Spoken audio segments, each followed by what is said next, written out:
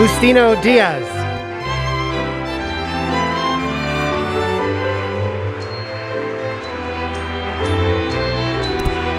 Barry Gordy.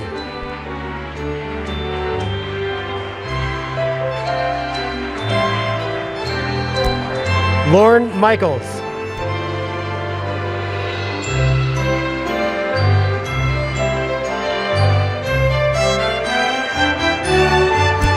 Bette Midler.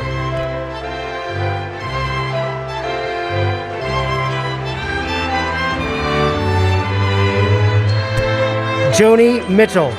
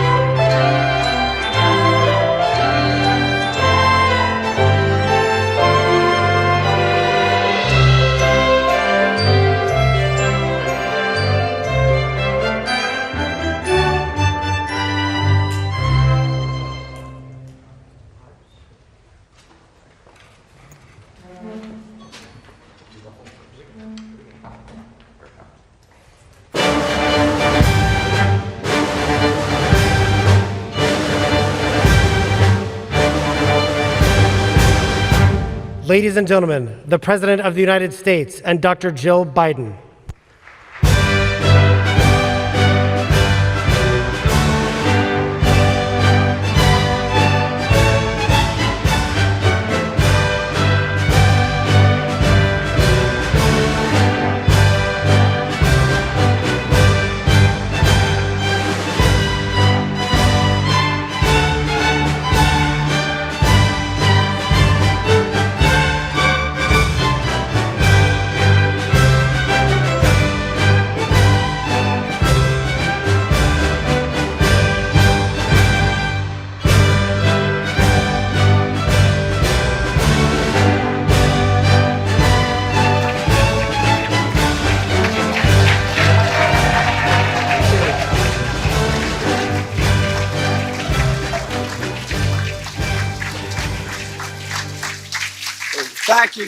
Thank you.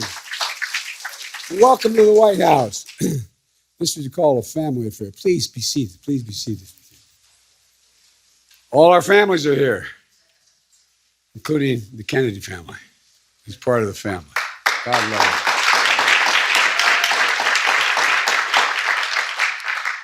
Jill and I, for us, when Barack and Michelle hosted us at this reception, it was one of our favorite events. And now with Kamala and Doug, and to host the Kennedy Center honorees once again in the White House, we welcome everybody back. And if you excuse a point of personal privilege, we used to say in the Senate, my good friend David Rubenstein in the front row, that's really important, but the most important thing is he's sitting next to my sister, Valerie.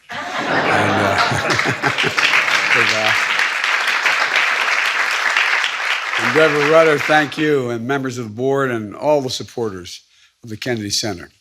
It's wonderful to see Speaker Pelosi. I'm mildly prejudiced. I think she's the finest speaker in the history of the country. A true, genuine champion of the arts, a true, genuine champion of the arts. And a heartfelt welcome back to our dear friend, Caroline Kennedy. Caroline, Madam Ambassador.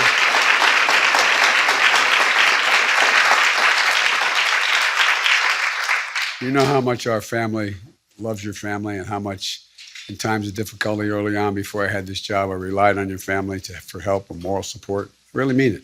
Thank you. I think about your parents and your uncles often. And look, on this night in particular, I'd like to thank President and Mrs. Kennedy's love for the arts. In April 1962, there's a sitting here in the East Room where Robert Frost and other Nobel laureates were being honored for their life's work and service understanding human nature and the human condition, as only artists can. It was just a month before President Kennedy presented Robert Frost with the Congressional Gold Medal in the Roosevelt Room, and gifting a copy of the, quote, The Clearing.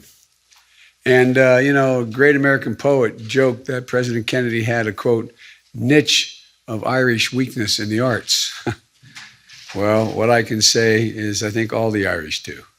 I don't have as much as others because I'm not as sophisticated, but it's the Irish of it. In October, I had the honor of meeting Pope Francis in the Vatican and marking the progress when the only openly Catholic president was able to openly befriend the second Catholic, but the only one able to befriend the Pope without it causing a great international stir. When President Kennedy was elected, he could not. Pope Francis and I met for about 90 minutes. As a matter of fact, the consularies kept saying, "Is it finished yet? Is it finished yet?" Actually, it went on about almost 2 hours. And we're talking about a range of issues.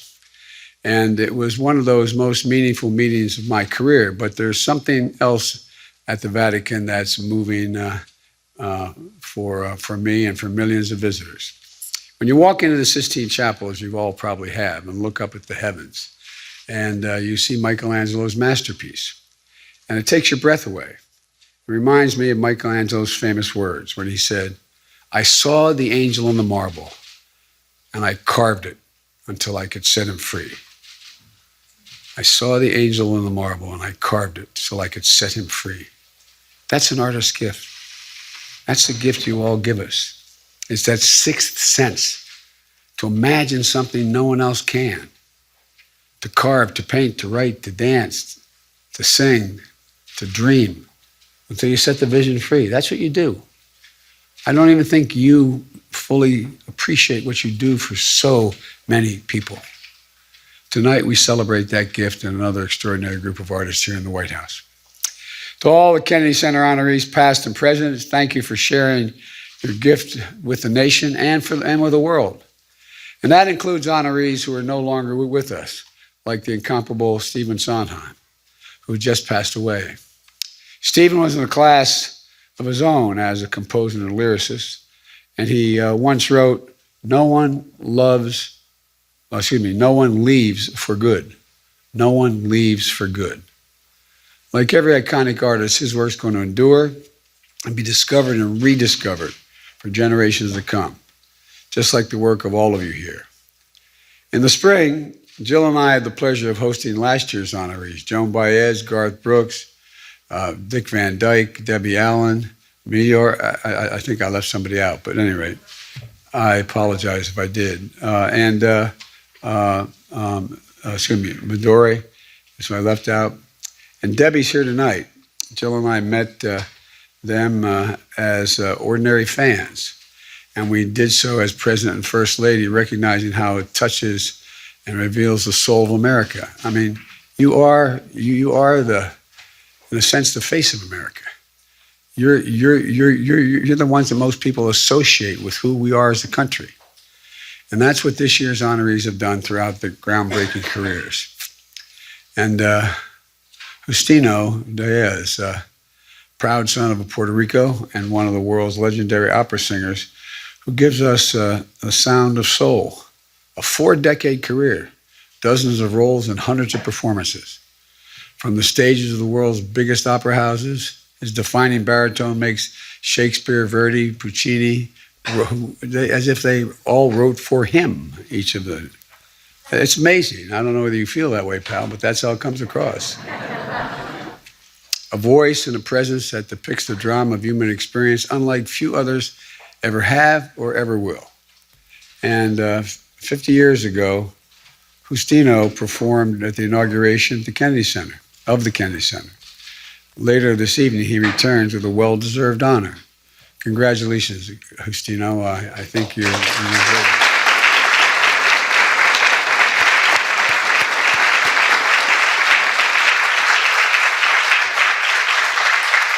And Baron Gordy, Detroit, Motown. God, I tell you what, I don't know how I'd have grown up without Motown. Talk about the soul of America, unmatched 6-decade career, a songwriter and a producer. Jackie Wilson, Smokey Robinson, Stevie Wonder, The Supremes, The Temptations, Jackson 5, list goes on and on. And if I had my cell phone with me, I'd play them all for you. The talent, the singers, writers, producers that found a home in Motown and helped establish black culture as American culture. It went well beyond the music. And as an Army veteran who served in Korea, only to come back to a segregated America, to put up every barrier in your way. But Barry still built one of the most iconic businesses in our history. He did it with music that lifted us higher and spoke to what we all know in our hearts, that love is in need and love's day is badly needed. His music inspires us, challenges us, and brought us together, providing that sometimes the best way to shatter the deepest rooted barriers in a country is to get people to move their feet. Motown moved the soul of America because Motown set the beat of America. So I want to thank you, Barry, really. Thank you, thank you, thank you.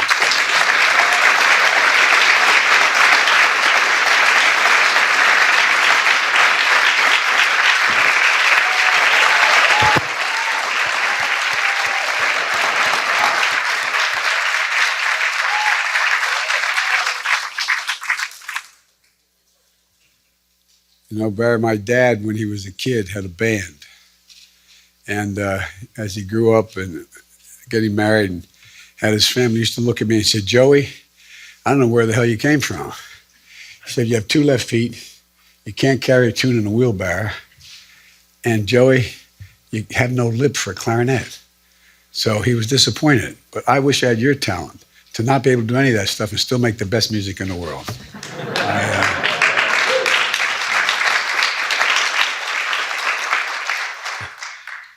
And Lauren Michaels, Mr. Wise Guy over here.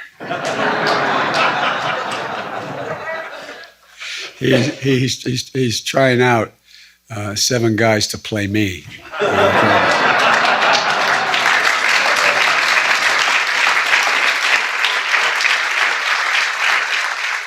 As we say in our family, bless me, Father, for I have sinned. And finally, it's my turn to say something about him.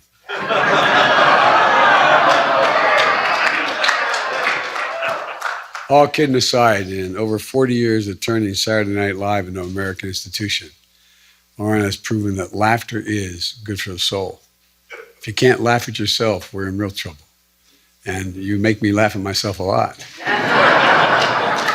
94 Emmy nominations, the most ever for one person in history. 20 wins, 370 Emmy nominations for SNL, the most of any show, 86 wins. And like Barry Gordy, he's cultivated talent that's defined American culture in the 20th century and well in the 21st century. Talent like past Kennedy Center honoree Steve Martin, who is here today. Steve, are you here today? I was told it. Steve, stand up. Come on, man. Thank you. Thank you.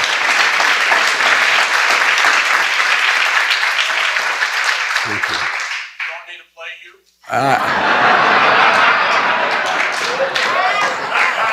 Steve, I'm afraid you understand me too well.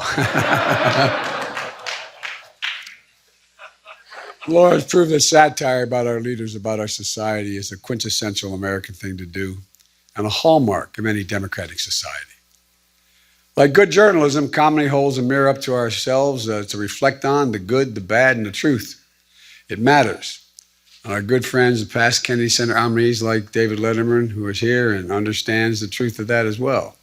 And throughout my career, I've met nearly every world leader.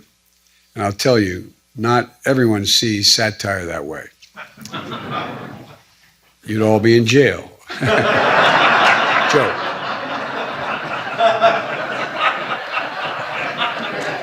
But really, all kidding aside, think about it. But for America, that's the power of our example. You know, I wrote a line a long time ago that keeps getting quoted back to me. I make no apologies for it. America's led the world not by the example of our power, but the power of our example. That's who we are. That's what leads the world, the power of our example. And thank you for continuing that great American tradition. I really mean it. Thank you.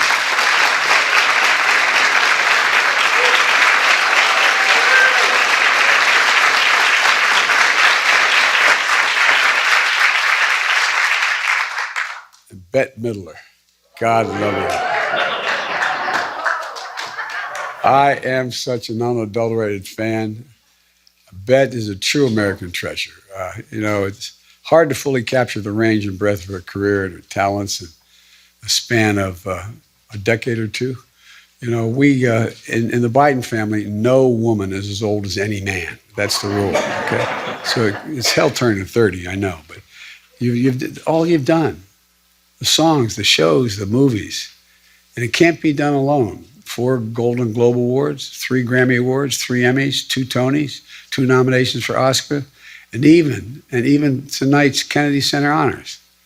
But to paraphrase Maya Angelou, people will never forget how you make them feel. People will never forget how you make them feel. Bet that's your gift. It's an incredible gift. Jill was reminding us, we went to see Bette on Broadway when my 2 boys were young. And in the middle of her show, she stopped and looked down. We had great seats and like 7, 8 rows back. She looked and said, "Who would bring 2 kids to a show like this?"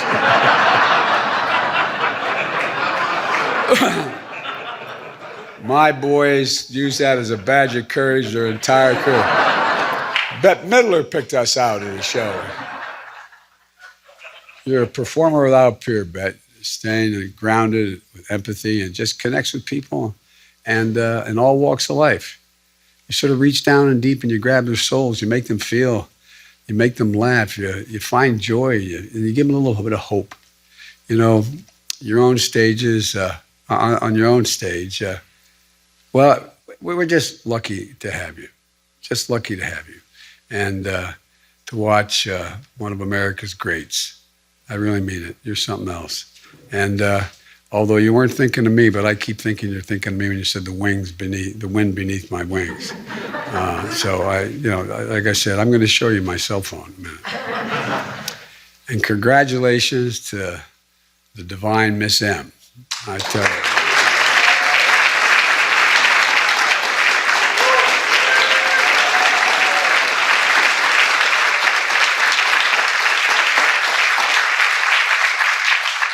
And Joni, your words and melodies touch the deepest parts of our soul. I mean, they really do. Isn't that your experience for real? I mean, all that she's done.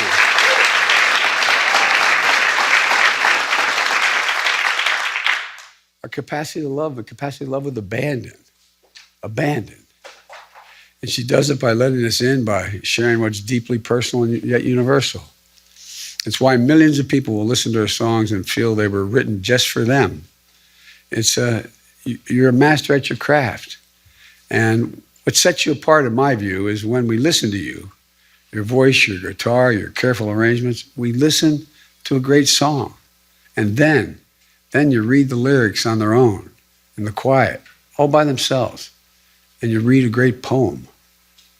You sing poetry, it seems to me. And I'm no artist. 8 Grammys, 17 nominations. The album Blue, considered one of the best albums ever, ever, ever. And the impact on fans in every generation and artists of every genre. This is immeasurable. Her gift, she touches the range of human nature and the sense of struggle and how we overcome and how we love. Joni, congratulations. Congratulations.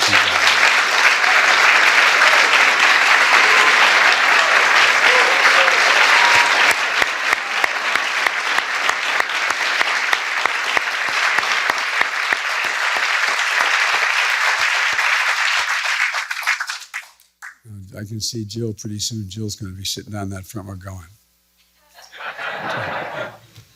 But I'm really excited about this group. To the 5 honorees tonight and to your families, thank you. And their families are here. As a group, in your own ways, you've brought people together. You've made us laugh, you made us cry, you made us sing, you made us dance. And generations of families have shared the love of your work. And our nation is stronger, more dynamic, and more vibrant because of you. You know, I won't go into it, but as I've been in and out of Afghanistan and Iraq over 27 times, I think, and going to these war zones, be up in the Konar Valley, and you'd hear your music being played by our service for real, in the dining halls. I mean, it's just, there's something, and that's something to remember today. This is, for this pandemic, a profound loss and pain. As we move forward toward repair and renewal, the artist's vision is as important as it ever has been. I would argue more important. The search for greater meaning in our lives and the lives of the nation, we've seen the power of art in every form to heal, to comfort, and recover. And as part of a great tradition in our country, Jill and I, Kamala and Doug, are going to continue to celebrate and appreciate and support the critical roles that artists play in our nation. As Vice President, I was here at the groundbreaking for the Kennedy Center expansion to broaden its cultural impact. As the Kennedy Center celebrates its 50th anniversary, as President, my administration looks forward to working with it in the arts and cultural organizations across America, from big cities and small towns, to make more accessible for people at every age and background what's there, to lift up more voices, to inspire and support the next generation of artists and creators, and to tell the full story of America, a story of the power of our example as a great nation, because we are a good people with artists who carve angels from marble to set them free. So congratulations again. Enjoy tonight's show and have a safe holiday season. May God bless you all and may God protect our troops. Thank you.